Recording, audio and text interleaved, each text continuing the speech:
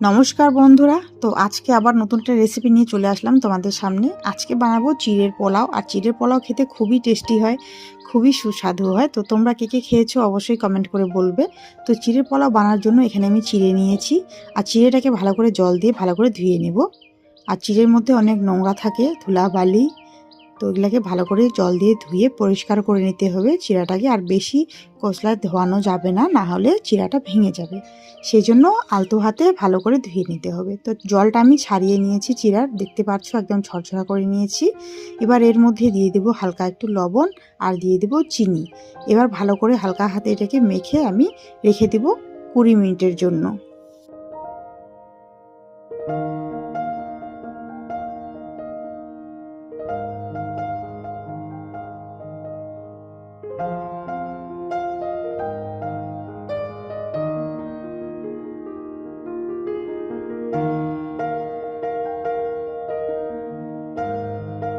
এবার এদিকে কড়াইয়ের মধ্যে আমি দিয়ে দিলাম সাদা তেল একটু, দিয়ে ভালো করে বাদামটা ভেজে নেব।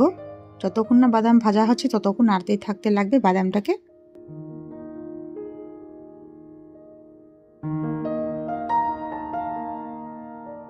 বাদামটা আমার খুব সুন্দর ভাজা হয়ে গেছে, এটাকে এখন নামিয়ে নেব।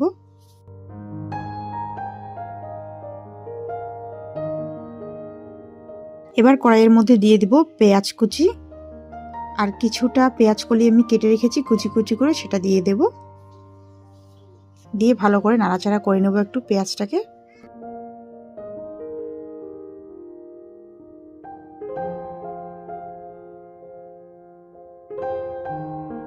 এবার এর মধ্যে দিয়ে দেব কয়েকটা আমি কুচিয়ে রেখেছিলাম কাঁচা লঙ্কা, সেটা দিয়ে ভালো করে একটু ভেজে নেব। এবার এর মধ্যে দিয়ে দেব কয়েকটা কাজু বাদাম, দিয়ে ভালো করে আবারও ভেজে নেব। এবার এর মধ্যে হালকা একটু হলুদ দিব, বেশি হলুদ দেওয়া যাবে না, হালকা একটু দিলেই হয়ে যাবে। এবার ভালো করে পেঁয়াজটাকে ভেজে নেব। এবার এর মধ্যে আমি দিয়ে দেব কয়েকটা কিশমিশ, আবারও একটু হালকা নাড়াচাড়া করে নেব।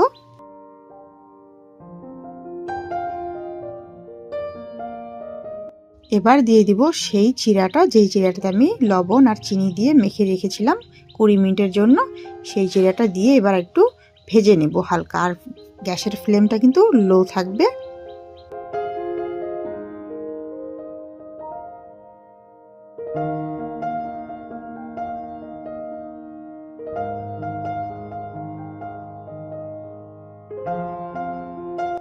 এবার এর মধ্যে দিয়ে দেব সেই ভেজে রাখা বাদাম, দিয়ে আবারও একটু ভেজে নেব চিড়াটাকে।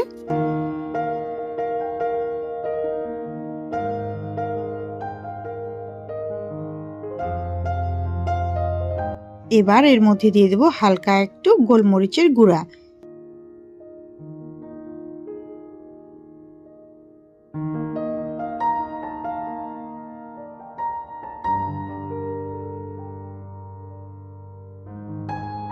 শেষে দিয়ে দিব একটু লেবুর রস, লেবুর রস আমি চিপে রেখেছিলাম এখানে, তো দিয়ে দিলাম। দিয়ে একটু নাড়াচাড়া করে নেব আবারও।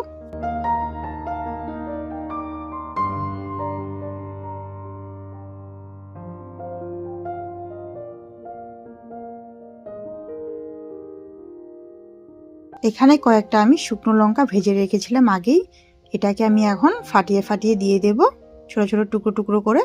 এটা খেতে ভালো লাগবে পোলাওয়ের সাথে, আর একটু হালকা ঝাল ঝাল লাগবে, খুব সুন্দর লাগবে খেতে, সেই জন্যই দিয়ে দিলাম শেষে। এবার এটা ভালো করে একটু ভেজে নিয়ে এটাকে আমি নামিয়ে নেব।